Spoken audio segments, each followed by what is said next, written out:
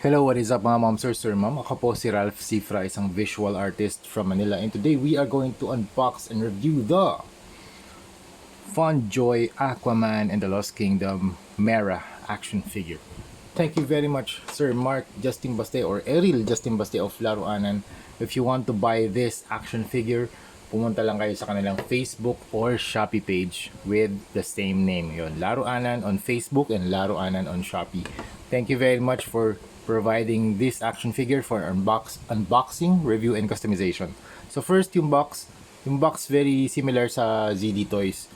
So meron tayong DC and Warner Brothers na seal. Ibig sabihin yung seal na to ay nire-represent niya or sinisignify niya na yung action figure na to ay first party, original, authentic. Hindi siya KO, hindi siya bootleg, hindi siya fake. Then you have the DC logo here, shot of the actual actress na si Amber Heard. Yeah, it's really nice that they got the license to Amber Heard's face. Nagkamitin dito sa cover itself. Then you have the Aquaman and the Lost Kingdom logo, Funjoy logo, Chinese logo, DC logo, Warner Brothers logo, Aquaman logo. Sa likod, you have the shot of the accessories, base, and pag binuksan natin to, nandito yung magnet, first tray figure, second tray yung mga accessories. Alright, first you have the oval base. It's a large oval base. Siguro mga 5 inches to. Teka lang. Ang kanyang length ay 5 inches by 3. I think 3 inches to. Yes, 5 by 3. Teka, medyo basa. Okay, then you have the text Mera with siguro mga condensed to, parang Arial font. Tapos you have the logo of the Aquaman, Lost Kingdom, and the Lost Kingdom logo, movie logo pala. And then you have the holder. Yung holder niya medyo mahirap lang siya i-bend.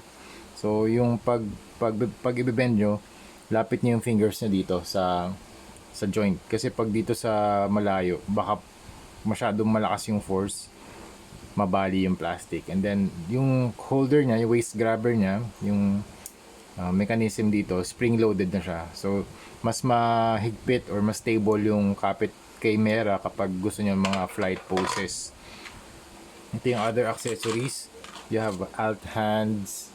Teka. Alt hands. Ito parang headpiece. Ito. Some sort of headpiece. Yan. Tapos meron ding effect parts. Ang ganda ng effect parts niya. Para siyang spiral na water effect parts na pwedeng equip sa kanyang kamay. Then you have the trident. Yung trident niyang haba.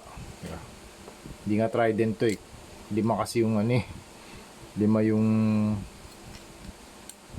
sharp edge. 8 inches haba nito.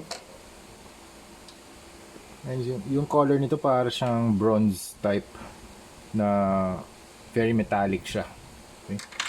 Tapos ito gold na tiara or some sort of a headpiece. And then yung alt hands niya ang dami. 1, 2, 3, 4, 5. Yung fifth na kamay, yung panghawak ng trident. Okay, tapos ito si Mera.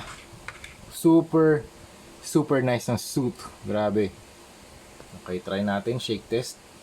Okay, stable naman. Wala namang gumagalaw ng mga joints. Let's measure the height. Height niya ay around 7 inches. Size comparison, Marvel Legends na Superior Octopus. Tapos yung height niya 7 inches tall. Yan. 7 inches tall. Okay. Tapos si Grim Knight, pagtabi rin natin. So 7 inches, magka-height lang sila. Now, what I like about this figure yung kanyang suit talaga. Sobrang ganda ng texture. You have the honeycomb pattern. Mixture siya na. Tapos yung sa ilalim ng suit, yung undersuit niya, meron ding texture. Grabe. Ayun, no? Ayun, no? Ito yung mga honeycomb textures. Hindi siya fully covered. Meron ding mga honeycomb na covered. Kumbaga parang Hindi lahat ng honeycomb pattern nakalubog. Meron din nakaangat o naka-emboss. Ang ganda ng mixture ng kulay nito. Para siyang teal na may green na may blue. Parang bluish turquoise yung color niya.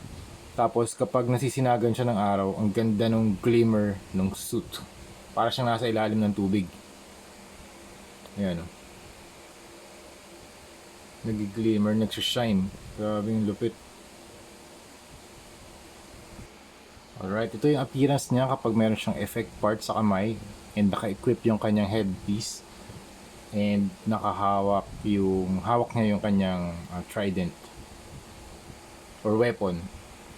Alright, based dun sa face, hindi ko 100% sure na kamukha siya niya, no? Na kamukha siya ni Amber Heard. Pero I think they got the license to manufacture her face para gawin dito sa action figure. Pero decent siya. Yung value na binabayaran niya dito ay 1,250.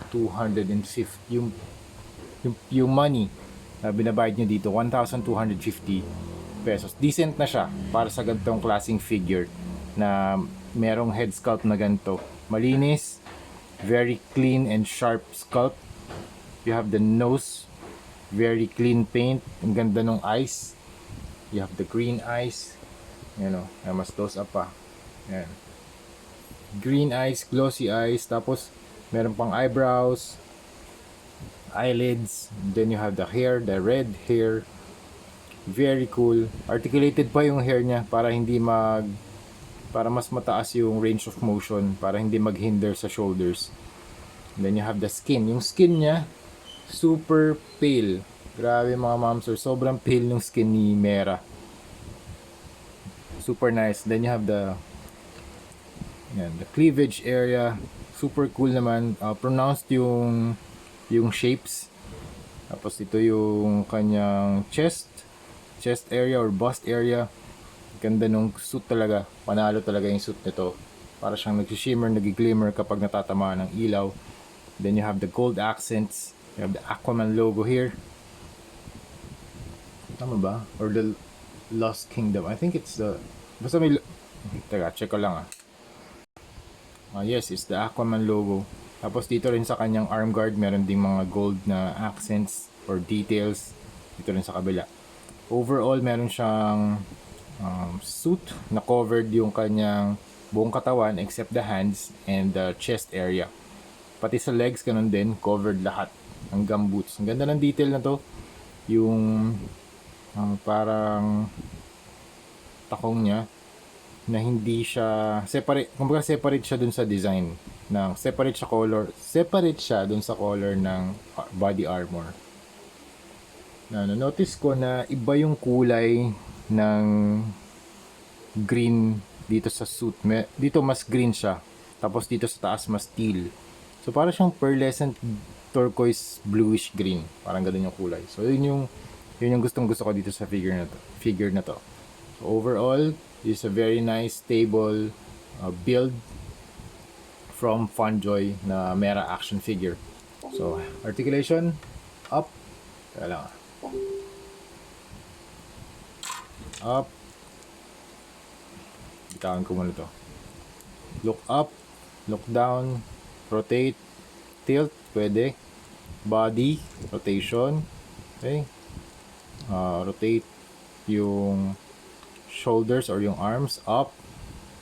Okay, double jointed elbow. Let's zoom out lang natin. Double jointed elbow, ab crunch, stretch, waist. The waist, may movement din. Tapos pull down. Uy, nice. Laki ng pull down para sa kick. You can kick like this. Nice.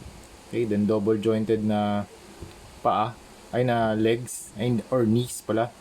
Ball jointed na paa. Ganda ng detail na to. Tapos meron pang toe articulation. Yan.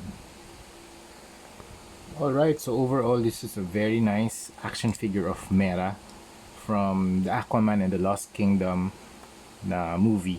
Kung nagbubuo kayo ng Aquaman na display, Yan, pwede nyo i-add to sa inyong collection. So, yun mga ma'am sir, thank you very much for watching and see you sa next video. Bye-bye!